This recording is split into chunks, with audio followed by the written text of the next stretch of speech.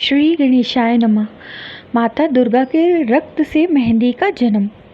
बहुत समय पहले की बात है, जब धरती पर असुरों का अत्याचार बढ़ गया था। तब देवताओं ने आदि शक्ति माँ दुर्गा का आवाहन किया।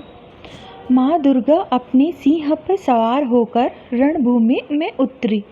उनके 10 हाथों में दिव्य अस्त्र शस्त्र सुशोभित थे। माँ के तेज से तीनों लोग प्रकाशमान हो उठे।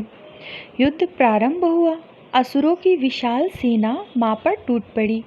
माँ दुर्गा ने अपनी अतुल शक्ति और पराक्रम से असंख्य दैत्यों का संहार किया। अनेक दिन और अनेक रात तक यह भयंकर युद्ध चलता रहा। रणभूमि में शंखनाद, सिंह की गर्जना और तलवारों की टंकार से आकाश गूंज उठा। उसी समय एक अत्यंत शक्तिशाली असुर ने छलपूर्वक माँ पर प्रहार किया।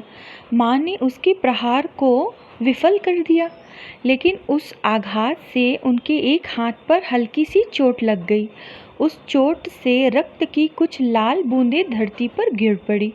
वे रक्त बिंदु साधारण नहीं थे, उनमें स्वयं आदि शक्ति का तेज, करुणा और प्रेम, जीवनदायिनी शक्ति समाहित थी। धरती माता ने उन बूंदों को अपने भीतर समा लिया। कुछ समय बाद उसी स्थान पर एक छोटा सा हरा पौधा अंकुरित हुआ। उसके पत्तों से अद्भुत सुगंध थी। जब उन पत्तों को पीसा गया तो उनसे गहरा लाल रंग निकला, जो माँ के रक्त के समान था। देवताओं ने आश्चर्य से उस पौधे को देखा और कहा, यह पौधा माँ की शक्ति का प्रतीक होगा। तब से उस पौधे का नाम मेहंदी पड़ा। ऐसी मान्यता है कि जब कोई स्त्री अपने हाथों में मेहंदी रचाती है तो वह केवल श्रृंगार नहीं करती, बल्कि माँ आदि शक्ति के आशीर्वाद, सौभाग्य, शक्ति और मंगल का भी स्वागत करती है। मेहंदी का गहरा लाल रंग माँ दुर्गा के रक्त, प्रेम और संरक्षण का प्रतीक है। इसी कारण विवाह, तीज, करवा चौथ, नवरात्रि और अन्य शुभ अवसरों पर मेहंदी लगाना अत्यंत शुभ और मंगलकारी माना जाता है। समय के साथ यह परंपरा पूरे भारत में फैल गई। हर प्रदेश में अपनी अपनी शैली में इस कथा को सुनाया, लेकिन भाव एक ही रहा।